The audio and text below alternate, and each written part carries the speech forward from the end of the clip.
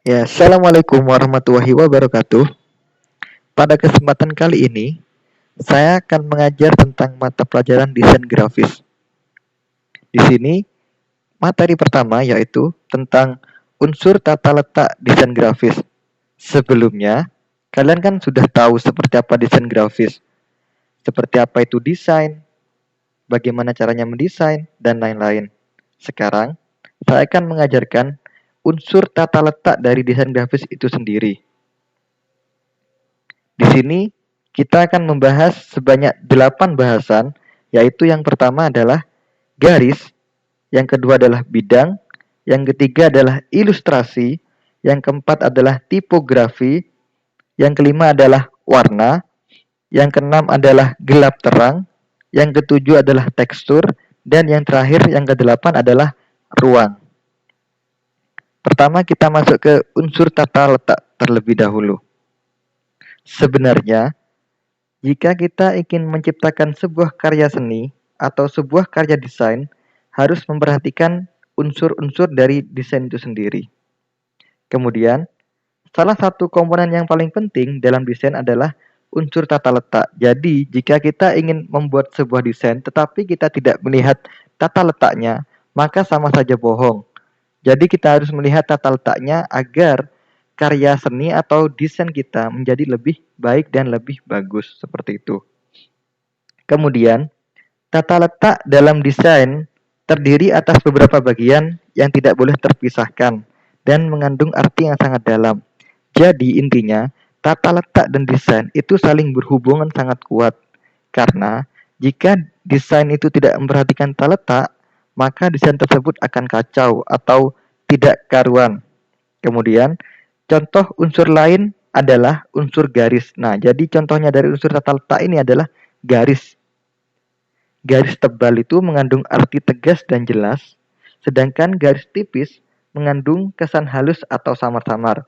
Kan kita kalau menggambar kan kita bisa melihat sendiri. Kalau tebal itu seperti apa, kalau halus itu seperti apa. Nah, di dalam tebal atau halus itu terdapat sebuah maknanya. Ternyata jika garis tebal itu artinya itu tegas atau diperjelas, sedangkan kalau halus itu berarti mengandung kesan halus atau samar-samar. Saya lanjutkan. Pertama kita akan membahas tentang garis. Garis, seperti yang kita tahu garis, pasti kita sudah tahu apa itu garis. Garis, elemen pertama dan paling dasar dari desain adalah garis. Pastinya adalah garis, karena tanpa garis desain itu tidak akan menjadi apa-apa. Kemudian, garis itu sifatnya itu satu dimensi. Garis berguna untuk membagi ruang dan mengarahkan pandangan ke lokasi tertentu. Kemudian, garis tersebut sifatnya memanjang dan memiliki arah tertentu. Jadi, jika kita ingin menggambar, ingin mendesain, pastinya garis tersebut kan akan memanjang. Kemudian, arahnya itu kan terserah yang mendesain kemana arahnya. Kemudian, bentuk garis itu sebenarnya sangat bervariasi. Ada yang formal, ada yang garis lengkung yang bersifat informal atau santai. Kemudian ada lagi yang patah-patah atau zigzag. Kemudian ada yang tipis, ada yang tebal, dan ada juga yang spiral. Seperti itu. Kemudian, garis tersebut juga memiliki fungsi. Ada 3 fungsi yang akan saya jabarkan di sini. Fungsi yang pertama yaitu, garis itu sebagai pembatas tepi bidang atau objek untuk memberikan representasi atau citra struktur, bentuk, dan bidang. Jadi, intinya garis yang pertama itu adalah untuk sebagai pembatas. Yang kedua, menciptakan nilai ekspresi seperti nilai gerak atau dinamika, nilai irama, dan nilai arah. Jadi, intinya di yang kedua ini, garis itu fungsinya selain sebagai pemisah atau pembatas, garis itu juga menciptakan sebuah nilai ekspresi. Kemudian, yang ketiga, garis itu memberikan kesan pada visual design seperti tegas, luwes, dinamis, dan lain-lain. Seperti yang sudah kita bahas tadi, misalkan garis tersebut tebal, berarti itu mengandung makna bahwa garis tersebut maknanya adalah tegas. Sedangkan kalau garisnya itu hanya halus, maka maknanya adalah halus atau samar-samar, seperti itu. Kemudian, jika kita membahas tentang jenis garis dan kesannya, itu ada beberapa. Di sini saya jelaskan ada 9. Yang pertama, mulai dari yang bawah sendiri, di sini ada namanya garis horizontal. Garis horizontal yaitu memberi sugesti ketenangan atau hal yang tak bergerak.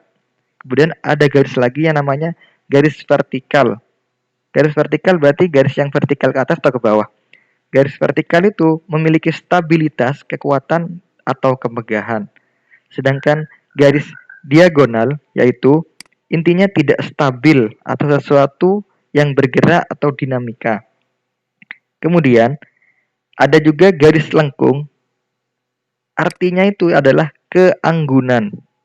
Kemudian ada pula namanya garis zigzag, yaitu artinya adalah bergairah, semangat, dan bergerak cepat. Kemudian ada juga garis bending upright, artinya itu berarti garisnya itu memiliki makna bahwa sedih, lesu, atau kedukaan. Kemudian ada garis diminishing perspective. Di sini berarti adanya jarak, kejauhan, kerinduan, dan sebagainya. Kemudian ada pula yang namanya garis concentric arcs, yaitu memiliki makna bahwa tentang perluasan, gerakan, mengembang, kegembiraan, dan sebagainya.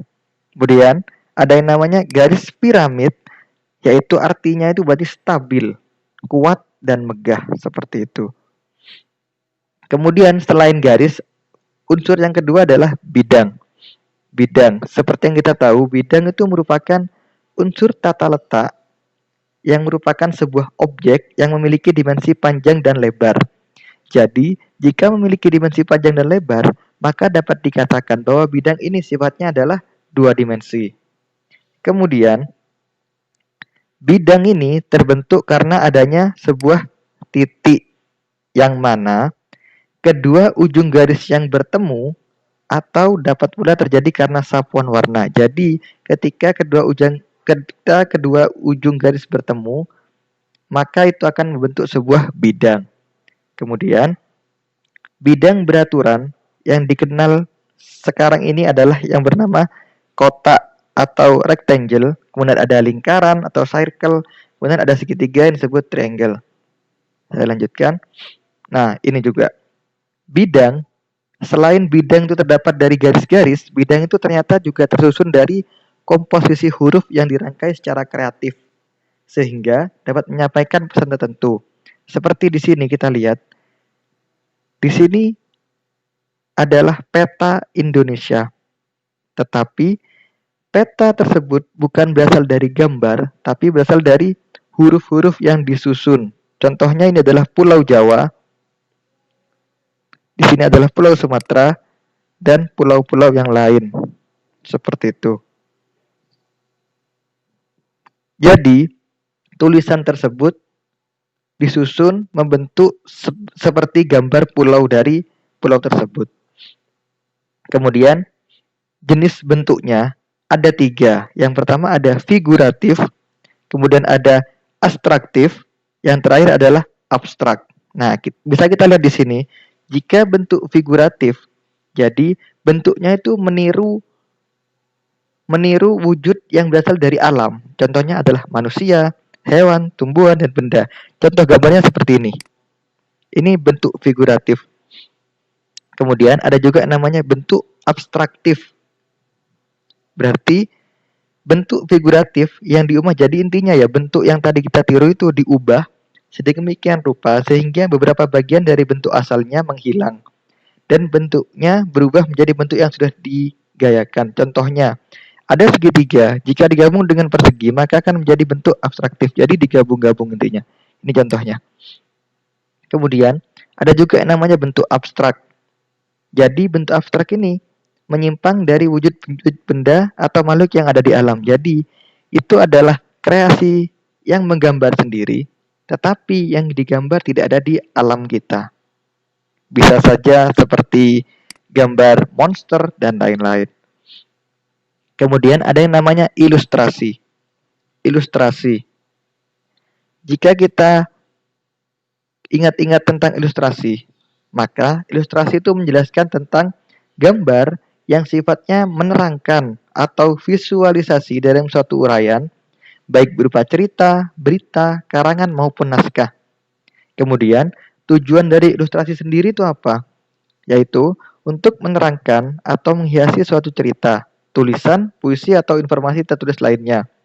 Nah, dengan adanya ilustrasi ini, diharapkan dengan bantuan visual, tulisan tersebut lebih mudah dicerna. Jadi, jika kita ingin membuat sebuah gambar, kita pasti mengilustrasikan terlebih dahulu. Misalkan kita ingin menggambar sebuah pasar, jadi kita ilustrasikan terlebih dahulu. Seperti apa gambar pasar tersebut, di mana tempat tokonya, di mana orang penjualnya, pedagangnya di mana, dan seterusnya. Kemudian, fungsi dari ilustrasi sendiri ada beberapa, di sini ada 7. Yang pertama, memberikan bayangan setiap karakter dalam cerita. Jadi kita bisa membayangkan karakternya seperti apa. Kemudian, memberikan bayangan bentuk alat yang digunakan. Jadi alatnya juga kita harus membayangkan. Kemudian ada langkah kerjanya, bayangan langkah kerja. Kemudian ceritanya, mengkomunikasikan cerita atau alur ceritanya. Kemudian menghubungkan tulisan dengan kreativitas dan individualitas manusia. Kemudian memberikan humor tertentu untuk mengurangi rasa bosan. Jadi kita jika ingin membuat sebuah karangan, kita kan harus berpikir bagaimana alur ceritanya biar kita tidak bosan dan seterusnya. Kemudian dapat menerangkan konsep yang disampaikan. Jadi yang paling penting dari ilustrasi itu dapat menerangkan konsep yang disampaikan. Jadi yang melihat karya kita bisa paham maksud dari gambar kita tersebut tanpa kita jelaskan. Ini contohnya. Ini contoh ilustrasi. Jika kita malas seperti apa, ini juga ada gambar ilustrasi, ini juga gambar ilustrasi di sebuah rumah, dan seterusnya. Kemudian ada yang namanya tipografi. Jika kita membahas tentang tipografi, maka tipografi itu dapat dikatakan sebagai bahasa yang dapat dilihat. Seni tipografi ini merupakan karya atau desain yang menggunakan pengaturan huruf sebagai elemen utama. Jadi yang digunakan adalah huruf-huruf itu sendiri. Kemudian, tipografi ini merupakan suatu ilmu dalam memilih dan menata huruf dengan pengaturan penyebarannya pada ruang-ruang yang tersedia untuk menciptakan kesan tertentu. Jadi, huruf-huruf itu akan dibentuk untuk menjadikan sebuah gambar. Nah, secara tidak sadar, kita selalu berhubungan dengan tipografi seperti koran atau majalah. Pasti kalian pernah melihat gambar seperti ini. Nah, ini adalah contoh dari tipografi. Pasti sering melihat seperti ini, buat seperti ini. Di Instagram juga ada yang seperti ini. Nah, itu berarti contoh dari tipografi. Saya lanjutkan. Kemudian, warna. Warna itu sendiri merupakan penghias dari sebuah desain. Jika kita tidak menghadirkan warna dalam lukisan kita, lukisan atau karya kita, maka karya kita tidak akan memiliki nilai yang bagus. Contohnya, di sini ada warna. Warna dalam layout dapat membuat gambar menarik perhatian dan mengidentifikasi objek tersebut. Jadi dengan adanya warna, membuat gambar tersebut menarik, kemudian dapat membedakan dengan objek-objek yang lain. Kemudian, pemilihan warna ini sangat penting dalam menghasilkan karya yang berkualitas. Jadi, jika ada sebuah gambar sudah bagus, tapi pemilihan warnanya salah, maka gambar tersebut tidak akan bagus lagi. Kemudian, warna dapat digunakan untuk yang pertama, untuk menyorot elemen penting dan utama seperti subheads. Jadi misalkan kita memfokuskan pada sebuah objek, jadi itu yang dikasih warna. Kemudian untuk menarik mata, kemudian memberi sinyal di mana pembaca untuk melihat terlebih dahulu. Kemudian untuk membuat gambar atau mood. Yang kelima untuk mengatur, dan yang keenam adalah memprovokasi emosi. Nah, kemudian ada yang namanya gelap terang. Gelap terang ini merupakan keadaan suatu bidang yang dibedakan dengan warna tua untuk gelap dan warna muda untuk terang. yang disebabkan oleh perbedaan intensitas warna atau karena pengaruh cahaya. Bisa kita lihat di sini. Di sini ada namanya warna yang terang dan sini warna yang gelap. Warna yang gelap di sini merupakan gambar bayangan dari objek tersebut. Bisa dilihat di sini contohnya 2 ini. Kemudian ada tekstur. Tekstur merupakan tampilan permukaan atau corak dari suatu benda yang dapat dinilai dengan cara dilihat atau diraba. Jadi, dengan kita melihat saja kita sudah tahu benda itu apa. Kemudian dengan kita meraba saja kita sudah bisa tahu itu benda apa. Kemudian, pada prakteknya, tekstur sering dikategorikan sebagai corak. Jadi intinya kalau desain, tekstur itu merupakan corak. Merupakan corak dari suatu permukaan benda. Misalkan, karpet, baju, kulit kayu, dan lain-lain. Contohnya seperti ini. Ini adalah corak atau tekstur. Yang ke-8 adalah ruang. Ruang adalah unsur yang dapat bersifat semu maupun nyata. Jadi, jika garis tadi kan satu dimensi. Kemudian jika ruang adalah karya seni 3 dimensi. Jadi, dengan adanya ruang ini, kita bisa merasakan sensasi ruang ketika melihat ataupun berada di dalamnya. Nah, ini tergantung dari seniman atau yang membuat karya itu sendiri. Seniman dapat menghasilkan kesan ruang pada lukisannya dengan cara memberikan bayangan, membuat perspektif pada objeknya, memberikan perbedaan warna terang dan gelap, dan masih banyak lagi. Dapat kita lihat gambar tadi, gambar pot bunga tadi, itu dikasih warna gelap terang, jadi kita bisa melihat bahwa benda itu memiliki volume atau memiliki ruang. Nah, contohnya seperti ini. Ini merupakan ruang. Nah, ini merupakan ruang, dan ruang. Padahal ini hanya gambar, tapi kita bisa melihat bahwa gambar ini memiliki ruang. Seperti itu. Ya, terima kasih. Jika ada hal yang ingin ditanyakan, silahkan taruh di komentar YouTube atau silahkan ditaruh di Google Classroom. Terima kasih atas perhatiannya. Assalamualaikum warahmatullahi wabarakatuh.